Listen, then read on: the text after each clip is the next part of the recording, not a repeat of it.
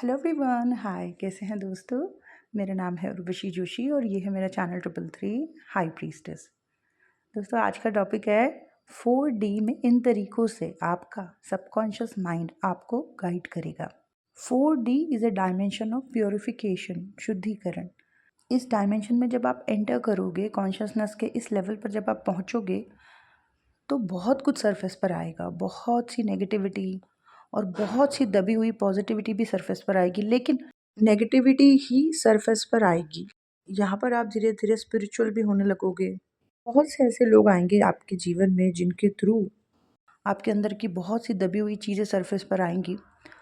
बहुत उथल पुथल मचेगी जीवन में, और यहाँ पे व्यक्ति को सिर्फ और सिर्फ सेल्फ के ऊपर फोकस करना होता है।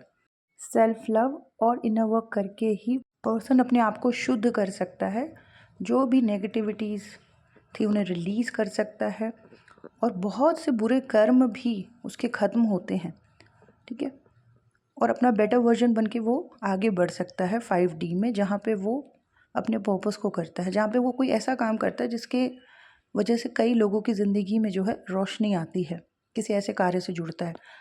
4D में कई बार हम बहुत अकेले होते हैं, और हमें जो लोग मिलते भी हैं वो भी लो वाइब्रेशनल होते हैं। मतलब वो भी जैसी हमारी खुद की एनर्जी होती है, हमें वैसे ही तो लोग मिलेंगे। तो 4D में अगर हम अटके हुए हैं, उलझे हुए हैं, या हमारी डार्कनेस सरफेस पर आ रही है, तो ऑब्वियसली हमें भी वैसे ही लोग मिलेंगे ना, हमें वैसे ही लोगों से कनेक्टिविटी होगी। तो जो हमें मिलते हैं वो लोग भी जो है इसी जर्नी में होते हैं। कुछ लोग अवेयर होते हैं इस जर्नी को लेके, कुछ नहीं होते हैं। तो उन लोगों से तो हमें बहुत ज़्यादा सही गाइडेंस नहीं मिल सकती है, क्योंकि वो लोग भी मतलब अपने टफ़ टाइम से गुज़र रहे हैं, वो भी उलझे हुए हैं, या कई बार वो लोग बहुत इमोशनल भी होते हैं, या बहुत जैसे उनके बड़े इश्यूज़ रहते हैं, एंगर, एग्रेसिव, बहुत वियर्ड चीज़ें, बहुत डार्कनेस भी उनके अंदर। मतलब कई बार आप देखना 4D में हम बहुत कुछ जैसे किसी के लिए कर रहे हैं, लेकिन वही हमारे साथ बुरा कर रहा है या कर रही है। एंड फिर ऐसा लगता है कि अरे ये क्या है, मतलब। लेकिन वो भी पीड़ा में हैं, वो लोग भी पेन में हैं, वो भी दुःख में हैं, वो भी अपने अंदर की नेगेटिविटीज़ को रिलीज़ नहीं कर पा रहे हैं, इसलिए वो ऐसा बिहेव कर रहे होते हैं। सो उन लोगों से तो ज़्यादा कुछ हेल्प मिल नहीं सकती। हेल्प मिल सकती है किसी एक्सपर्ट से, किसी गुरु से, किसी टीचर से, जिसे इन सब चीज़ों की समझ हो। ठीक है? लेकिन अब गुरु मिलना भी थोड़ा मुश्किल हो जाता है। कोई सही पर्सन हमें मिल सके, जो हमें गाइड कर सके, जो हमें इन सब चीज़ों से निकलने में मदद कर सके, ऐसा व्यक्ति भी मिलना थोड़ा मुश्किल होता है। लेकिन कुछ ऐसा है जो कंटिन्यूअसली आपको मदद करता है, और वो है आपका खुद का सबकॉन्शियस माइंड। आपका सबकॉन्शियस माइंड आपको हमेशा से गाइड करते आया है, हमेशा से। और आफ्टर योर अवेकनिंग तो वो वैसे ही बड़ा सुपर एक्टिव हो जाता है। जो भी चीज़ें सालों से आपके अंदर दबी हुई थी, है ना, नेगेटिविटीज़, आपके टैलेंट, आपकी क्रिएटिविटीज़, आपके दबे हुए इमोशंस, चाइल्डहुड ट्रॉमास, पेन्स, जो भी कुछ दबा हुआ था, अब वो सब सरफेस पर आता है। और जब वो बहुत कुछ जो सबकॉन्शियस में दबा हुआ था, जब वो सरफेस पर आ रहा होता है, तो पहले तो नेगेटिविटी ही सामने निकल के ज़्यादा आती है। ठीक है, पॉजिटिविटी बाद में आती है। आपके अंदर की जो क्रिएटिव टैलेंट्स हैं, अच्छाई है, पॉजिटिविटी है, वो बाद में आती है। पहले नेगेटिविटी सरफेस पर आती है। ठीक है, अब जब ये सरफेस पर आ रही होती है ना, तो उससे पहले आपका जो सबकॉन्शियस माइंड है, इवन लगातार 4D में, इवन आगे भी 5D में भी, और उससे पहले भी जब आप 3D में थे, तब भी आपका सबकॉन्शियस माइंड क्या करता है ना, और 4D में तो बहुत ही ज़्यादा एक्टिव हो जाता है, आपको सपनों के थ्रू सारी गाइडेंस देता है। आपके ड्रीम्स के थ्रू वो आपके कॉन्शियस माइंड से बात करता है। मतलब आपके सपनों के थ्रू आपका सबकॉन्शियस माइंड आपके अंदर क्या चल रहा है, उसकी सारी जो रिपोर्ट है वो पहुंचाता है। ठीक है, अगर आपका कॉन्शियस माइंड स्मार्ट है, ठीक है, अगर आपका कॉन्शियस माइंड स्मार्ट है, तो वो उन सारे संकेतों को, उन सारे मैसेजेस को डिकोड कर पाता है जो सबकॉन्शियस माइंड की तरफ से आ रहे हैं। ओके, लेकिन अगर आपका कॉन्शियस माइंड वीक है, तो जो भी आपको ड्रीम्स के थ्रू जो भी मैसेजेस आ रहे हैं, या जो भी आपको दिखाया जा रहा है, जो भी समझाने की कोशिश कर रहा है आपका सबकॉन्शियस माइंड, आप उसको समझ ही नहीं पाते हो, आप उन चीज़ों को अंडरस्टैंड ही नहीं कर पाते हो। तो कंटिन्यूसली 4D में आप देखना कि कोई गुरु मिले ना मिले, कोई गाइड करने वाला मिले ना मिले, लेकिन आपका सबकॉन्शियस माइंड आपको गाइड करने पे लगा रहता है। मैं खुद भी एक सबकॉन्शियस हीलर हूँ। 2021 से जो है सबकॉन्शियस हीलिंग के थ्रू बहुत से लोगों के मैंने ट्रॉमास रिलीज़ किए हैं, नेगेटिविटी रिलीज़ किया है और वो बैक टू लाइफ हुए हैं। तो मैंने यही देखा कि जो उनका भरा पड़ा था सालों से उनके अंदर, जब वो साफ़ हुआ तो वो धीरे-धीरे बहुत रिलैक्स होने लगे। लेकिन कइयों का मैंने ये देखा कि जो भी संकेत उन्हें मिल रहे थे सबकॉन्शियस की तरफ से, उनको वो डिकोड ही नहीं कर पाते थे, उनको समझ ही नहीं पाते थे, और या फिर कुछ का कुछ ही और ही गलत-सलत सा मतलब निकाल लेते थे। जैसे एग्ज़ाम्पल, आफ्टर अवेकनिंग कई लोगों को दिखता है कि वो प्रेग्नेंट हैं या फिर उनके हाथ में छोटे-छोटे बच्चे हैं। तो इसको कई लोगों ने, कई जिनका मेरे को लगता है कॉन्शियस माइंड इतना स्मार्ट नहीं है, उन्होंने ये मतलब निकाल लिया कि पता नहीं एस्ट्रल वर्ल्ड में उनके कोई बच्चे हो गए हैं। जबकि असली बात ये है कि जब आपको ऐसा दिख रहा होता है ना 4D में कि आप प्रेग्नेंट हो या छोटे-छोटे बच्चे आपके हाथ में हैं, तो इसका मतलब होता है कि आपके चाइल्डहुड से रिलेटेड जो आपके दबे हुए इमोशंस हैं ना, अब वो सरफेस पर आ रहे हैं, अब वो किनारे पर आ रहे हैं, ठीक है? तो ये आपका सबकॉन्शियस माइंड आपको बता रहा होता है कि जो भी इमोशंस तुम फ़ील कर रही हो या जिस भी तरीके की हैवीनेस में तुम हो, वो सारे इमोशंस कनेक्टेड हैं तुम्हारे चाइल्डहुड से। लेकिन लोगों ने इसका कुछ का कुछ और ही बना रखा है और ऐसी 10 और पता नहीं कितनी और चीज़ें हैं जिसका कुछ और ही मतलब निकाल रखा है। जो हमारा सबकॉन्शियस माइंड होता है ना, मैं आपको एस्ट्रोलॉजी बताऊँ अगर ज्योतिष के माध्यम से, तो जो हमारा सबकॉन्शियस माइंड है ना, वो केतु है, ठीक है? वो केतु है।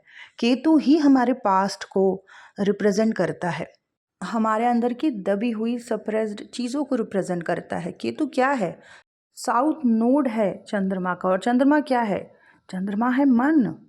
यानी कि मन के अंदर जो चीज़ें दबी रह गई थीं, वो बाहर आती हैं 4D में, है ना? और इस दौरान ये भी होता है कि आपका जो सबकॉन्शियस माइंड है, वो कंटिन्यूअसली लगातार आपको सपनों के थ्रू या विजन्स के थ्रू गाइड करने पर लगा रहता है। वो बार-बार आपको गाइड करता रहता है। लेकिन जो लोग इनको डिकोड नहीं कर पा रहे होते हैं, मतलब कॉन्शियस माइंड उन संकेतों को समझ ही नहीं पा रहा है, और कॉन्शियस माइंड क्या है? बुध, मरकुरी, ठीक है? तो जिन भी लोगों का मरकुरी वीक है कुंडली में, या डिग्री बल, मतलब डिग्री बल से कमज़ोर है या नीच का है बुध ना, तो मोस्टली वो लोग डिकोड नहीं कर पा रहे होते सबकॉन्शियस से आने वाले मैसेजेस को। लेकिन जिनके भी चार्ट्स में, जिनकी भी कुंडलियों में मरकुरी स्ट्रांग है ना? उनका कॉन्शियस माइंड बहुत स्मार्ट है, तो वो डिकोड कर पाते हैं, वो समझ पाते हैं सबकॉन्शियस से मिलने वाले संकेतों को, वो सही तरीके से समझ पाते हैं, मतलब उसके सही मीनिंग्स निकाल पाते हैं। लेकिन जिनका भी मरकुरी वीक है या फिर नेगेटिव स्थिति में है या फिर नीच का हो रखा है, उनको तो समझ ही नहीं आता, वो कुछ का कुछ और ही बना रहे होते हैं उल्टा-सीधा। सो सबकॉन्शियस माइंड जो है वो हमेशा से गाइड करता आया है, हमेशा से कॉन्शियस माइंड से वो सपनों के थ्रू और विजन्स के थ्रू बात करते आया है, क्या परेशानी है, क्या नेगेटिविटी ऑरा पे आ रही है, क्या डिस्टर्बेंस है, सब सब चीज़ों के संकेत, सब चीज़ों के मैसेजेस देता आया है। लेकिन वही है कि जिसका logical mind, conscious mind strong है, चीज़ों को समझ पाता है, वही इन चीज़ों को डिकोड कर पाता है। तो अगर कोई बंदा अपने सपनों को भी सही से एनालाइज़ कर पा रहा है, ढंग से डिकोड कर पा रहा है, तो वो भी अपनी, उसकी भी एक्चुअली जर्नी थोड़ी आसान हो जाती है। उसकी भी जर्नी आसान हो जाती है क्योंकि उसको ऑलरेडी संकेत मिल रहे हैं। जो भी सरफेस पर आ रहा है उसके भी संकेत मिल रहे हैं, है ना? या फिर कोई आपकी तरफ कुछ नेगेटिविटी, कोई एनर्जी सेंड कर रहा है, वो भी संकेत आपको मिल रहे हैं। बस ये है कि आपको डिकोड करना आना चाहिए, और डिकोड वही कर पाता है जिसका कॉन्शियस माइंड स्ट्रांग है, मतलब जिसका बुध स्ट्रांग है, ठीक है? मेरे पास कितने ही लोग आते हैं अपने ड्रीम्स को डिकोड कराने के लिए कि बहुत समय से मैं ऐसे-ऐसे सपने आ रहे हैं, हमें समझ ही नहीं आ रहा। मैंने चार्ट्स भी देखे हैं ऐसे लोगों के, एस्ट्रोलॉजी चार्ट, मोस्टली मैंने यही पाया है 90% टाइम कि बुध कमज़ोर स्थिति में है उनकी कुंडली में। और क्योंकि बुध कमज़ोर है ना, इसी वजह से जो आ रहे हैं संकेत, जो मैसेजेस आ रहे हैं सबकॉन्शियस की तरफ से, वो उनको समझ ही नहीं आ रहे, वो उनको डिकोड ही नहीं कर पा रहे हैं। सो बुध का स्ट्रांग होना बहुत ज़रूरी है। और वैसे भी अगर आप लोग स्पिरिचुअल अवेकनिंग असेंशन के प्रोसेस में हो, तो वही इस जर्नी में आगे तक जा सकता है जिसका बुध स्ट्रांग हो, ठीक है? जिसका बुध सही नहीं है, कमज़ोर है, नीच का है, मोस्टली वो लोगों को तो कुछ समझ ही नहीं आ रहा होता ढंग से। उनको कोई भी बेवकूफ़ बना सकता है क्योंकि बुद्धि का प्लैनेट जो है वो सही अवस्था में है ही नहीं। सो बुध को भी स्ट्रॉन्ग रखना बहुत ज़रूरी है अगर आप स्पिरिचुअल अवेकनिंग असेंशन की जर्नी में हो, ठीक है ना। भगवान गणेश की पूजा करना, उनके मंत्र जाप करना, या अगर आपकी कुंडली में बुध मारक ग्रह है तो उसका दान करना, हरे रंग की चीज़ों का दान करना बुधवार के दिन।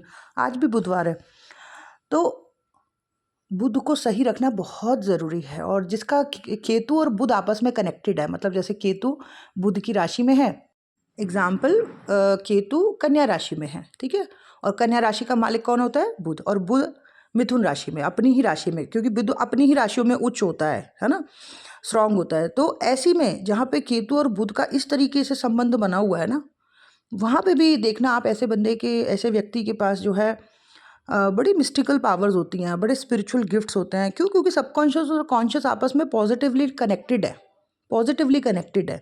तो सबकॉन्शियस जो है सारी इन्फॉर्मेशन दे रहा है कॉन्शियस को, और कॉन्शियस जो है उसको रिसीव भी कर रहा है और समझ भी पा रहा है, डिकोड भी कर पा रहा है, ठीक है। सो ये है। तो गुरु मिले ना मिले या कब मिले, लेकिन सबकॉन्शियस माइंड तो शुरू से ही आपको जो है गाइड करने पे लगा रहता है। और अगर आप जो भी आपको रिसीव हो रहा है, अगर आप उसको समझ पा रहे हो, तो आपके लिए जर्नी आसान हो जाती है। दो तरीके से मैंने देखा है कि एक तो विजन और सपनों के थ्रू तो गाइड करता ही है, लेकिन इसके अलावा एक और तरीका है जिसके थ्रू मैंने देखा है कि सबकॉन्शियस आपको इन्फॉर्मेशन पहुँचाता है आपके अंदर की स्थिति का, वो है पेंटिंग्स। जिन लोगों का केतु 3rd हाउस में है, ठीक है, 3rd हाउस में है, और 3rd का लॉर्ड 5th हाउस में गया हुआ है, पंचम स्थान में, क्रिएटिविटी के स्थान में, ऐसे लड़के लड़कियों को मैंने देखा है कि जो भी उनकी इंटरनल स्टेट होती है, जो उनकी मेंटल स्टेट होती है ना, वो उनकी आर्ट में दिखती है, उनकी पेंटिंग्स में दिखती है। मतलब जो उनका अंदर का दुख है ना, वो उनकी पेंटिंग्स में दिखता है। तो केतु क्या कर रहा है? आर्ट या पेंटिंग के फॉर्म्स में जो है एक्सप्रेस कर रहा है कि इसके अंदर की स्थिति क्या हो रखी है, इसकी मेंटल स्टेट क्या हो रखी है। तो ये भी एक तरीका जो है मैंने पाया है। इस तरीके से भी जो सबकॉन्शियस है वो एक्सप्रेस करता है कि अंदर की स्थिति क्या है या क्या होने वाला है, ठीक है। अब जिसका कॉन्शियस माइंड स्ट्रांग है तो वो समझ जाता है अपने पेंटिंग्स को देख के कि मेरे अंदर से यही चीज़ क्यों निकली, मैंने ऐसा ही आर्ट क्यों बनाया। या अगर कोई और घर में बड़ा स्मार्ट पर्सन है, मतलब जिसका बुद्ध स्ट्रांग है, तो वो अपने बच्चे का या अपने पार्टनर का अगर ऐसा कोई आर्ट दिखता है जिसमें कि दर्द दिख रहा है, जिसमें कि किसी तरीके का पेन दिख रहा है, वो समझ जाता है कि ये पर्सन बोल कुछ नहीं रहा है, लेकिन इसके अंदर बहुत कुछ, मतलब बहुत दुख है, किसी चीज़ से ये पर्सन जूझ रहा है। तो इसको लेकिन वही समझ पाते हैं, साइकोलॉजिस्ट समझ जाते हैं। साइकोलॉजिस्ट कई बार बच्चों ने कैसी पेंटिंग्स बनाई हैं वो मांगते हैं पेरेंट्स से। और तो ये भी एक तरीका है जिसके थ्रू जो है सबकॉन्शियस अपने आप को एक्सप्रेस करता है। बस ये है कि कॉन्शियस माइंड को समझ आना चाहिए। अगर कॉन्शियस माइंड उसे रिसीव कर पा रहा है, डिकोड कर पा रहा है, समझ पा रहा है ना सबकॉन्शियस से आने वाले मैसेजेस को, तो ये जर्नी जो है वो थोड़ी आसान हो जाती है। या अवेकनिंग असेंशन का जो प्रोसेस है ये थोड़ा सा आसान हो जाता है, ठीक है। तो दोस्तों इस वीडियो में इतना ही, दैट्स इट। जो भी सेशंस में करती हूँ उसकी detail description box and comment box में पिन है। Thank you so much, God bless you all, bye bye.